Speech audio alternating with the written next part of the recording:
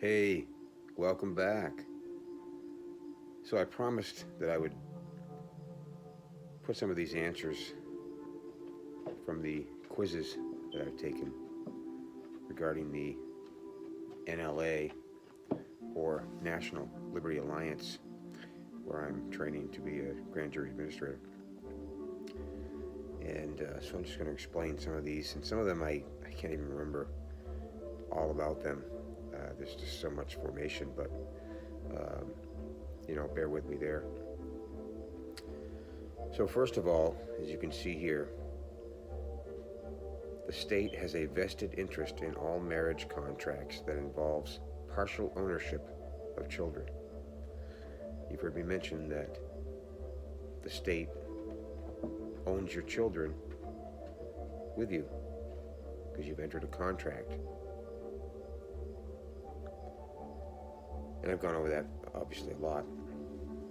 Number two, the right or obligation to change or abolish the government is contained in the Declaration of Independence. We have the right to change or abolish the government. It is so written, which means it is established. Remember that. You have to know how, but it's possible. Number three, the supreme and independent power or authority in government is called sovereignty. As I've told you before, sovereignty is a subjective term. The government is sovereign to United States citizens. However, the people are sovereign to the United States government. Did you catch that? The government has power and authority over United States citizens. However, the people have the power over the government. Number four, small group that assumes power, aristocracy, for example, which often takes the forms of communism and socialism, is called an oligarchy. Probably knew that. Number five, Article 4, Section 4 of the Constitution states that the United States is a constitutional republic based on individual or property rights. As I've said before, rights are derived from property. If you own something, no one can tell you what you can do with it. It's yours, right? Here's another one. And this is a completely different part of the lecture, so I'm just bouncing around here. Article 3 of the Constitution comprises only 1/3 of a page and imposes the fewest number of limitations on the judicial branch of the government. For what that's worth, right? Number 2, the Supreme Court has jurisdiction over equity law and admiralty maritime law per Article 3 of the Constitution. Did you get that?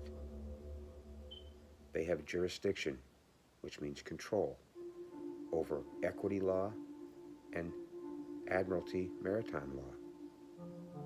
The people are only subject to the common law, and only if a fellow sovereign writes a claim against them. He who does not deny admits. If you don't stand up for yourself and say, hey, that's wrong, hey, that's mine, whatever it may be, you have no rights pertaining to that subject. That's the law. Number 3, the Fifth Amendment guarantees due process of law, which encompasses common law, equity law, and admiralty law.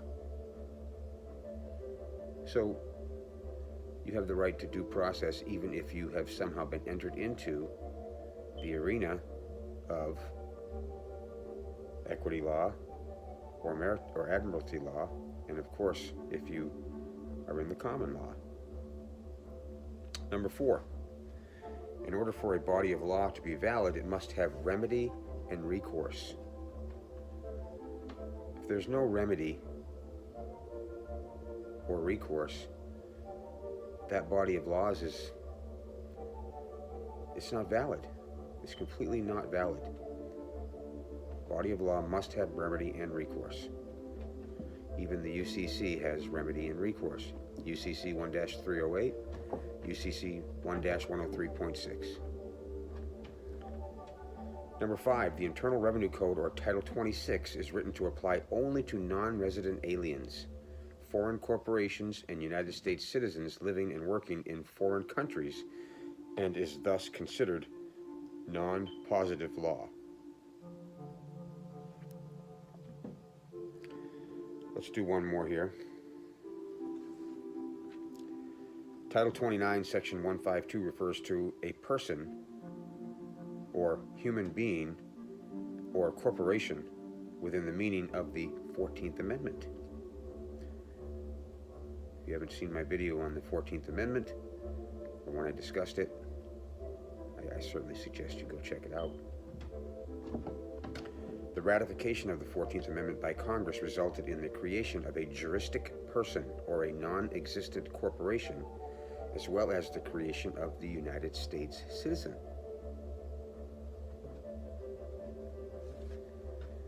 Number 3, the Congress is subordinate to us when we, the people, ordain and establish the Constitution.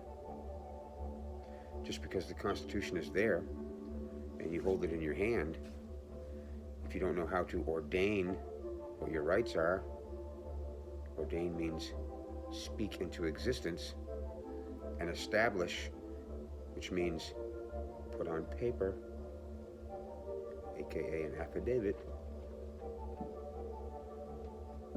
That's how it works.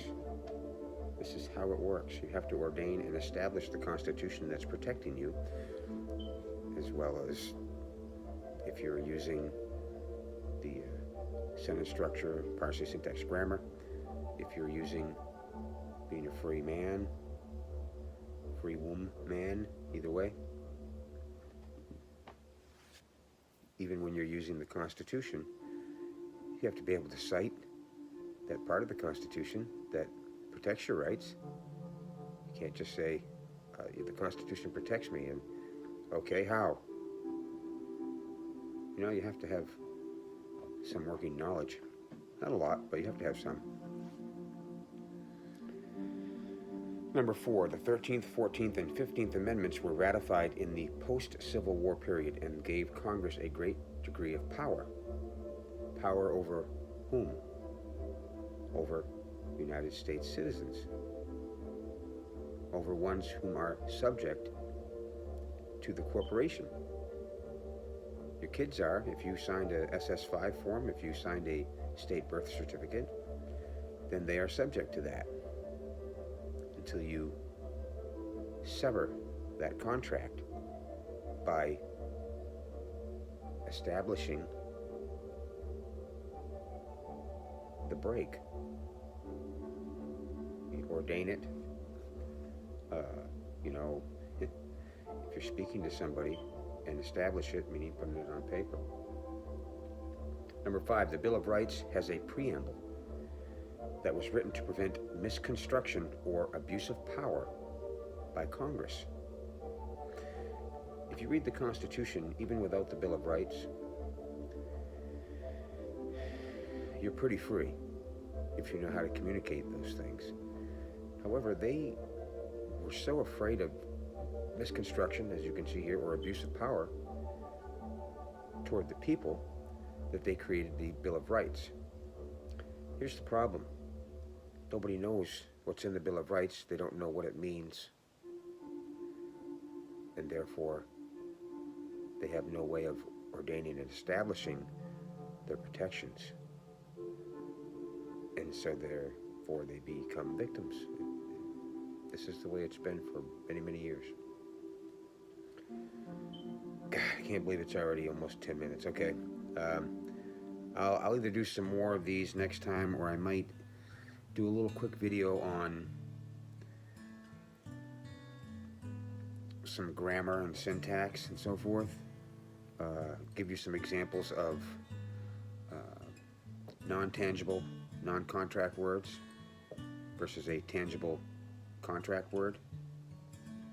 These things are important, or important.